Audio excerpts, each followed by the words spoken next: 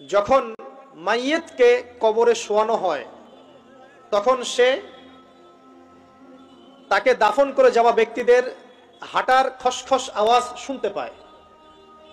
এরপরে তাকে যখন শুইয়ে দেওয়া হয়, সে যদি মুমিন ব্যক্তি হয় তাহলে তার মাথার দিকে তার সলাত এসে দাঁড়িয়ে যায়।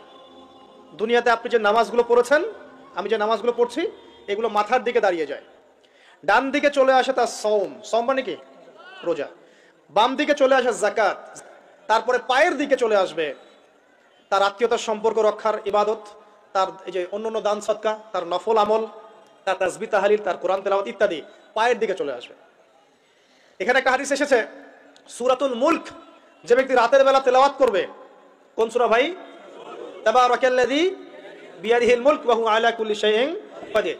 এই সূরা যে ব্যক্তি রাতের বেলা করে তেলাওয়াত করবে, ইনশাআল্লাহ সূরা মুলক কবরে তার সাথে থাকবে এবং কবরের আযাব থেকে সূরা মুলক তাকে বাঁচাবে ইনশাআল্লাহ। আমি বুঝাচ্ছি যে কি অবস্থাটা হবে। এবার দুজন ফেরেশতা মাথার দিক থেকে আসবেন, আসতে চাইবেন, সালাত বলবে এখান দিয়ে আসা যাবে না, এদিক দিয়ে আসা যাবে না। ডান দিক দিয়ে আসতে চাইবেন, এদিক দিয়ে আসা যাবে না। বাম দিক দিয়ে আসতে চাইবেন, যাকাত বলবে এদিক দিয়ে আসা যাবে না। পায়ের দিক দিয়ে আসতে চাইবেন, আমলগুলো বলবে এদিক দিয়ে আসা যাবে না। তারপরেও তারা আসবেন, চোখগুলো হবে নীল এবং কালো বর্ণ, নীলাপ চোখের, কালো। মুনকার নাকি? উঠে বসিয়ে দেওয়া হবে। এবার তিনটা প্রশ্ন। প্রথমে প্রশ্ন হচ্ছে কি, মান রব্বুক, তোমার রবকে? তখন মুমিন বান্দা বুক ফুলিয়ে বলবে রব্বি আল্লাহ, আমার রবকে আল্লাহ। পৃথিবীতে যে ব্যক্তি আল্লাহর সাথে শিরিক করে নাই, আল্লাহ তাওহীদের উপর থেকেছে এবং তার উপরে মৃত্যুবরণ করেছে, ইনশাআল্লাহ সে ব্যক্তি এর উত্তর নির্দ্বিধায় দিতে পারবে ইনশাআল্লাহ। আর দুনিয়াতে যে বা যারাই আল্লাহর সাথে শিরিক করবে, আল্লাহর সাথে শিরকের পাপে লিপ্ত হবে, ওই অবস্থায় মারা যাবে, তাওহীদের উপর থাকবে না, কোশ্চিন কালেও মান রব্বুক উত্তর দিতে পারবে না। তারপরে প্রশ্ন হয়ে যাবে ভাই দিনুক, তোমার দিন কি ছিল? মুমিন বান্দা উত্তর দিবে কি? দিন ইয়াল ইসলাম, আমার দিন ছিল ইসলাম। এখানে শুনে রাখেন, পৃথিবীতে যারা ইসলামকে পরিপূর্ণ রূপে পালন করবে তারাই এই উত্তর দিতে পারবে ইনশাআল্লাহ।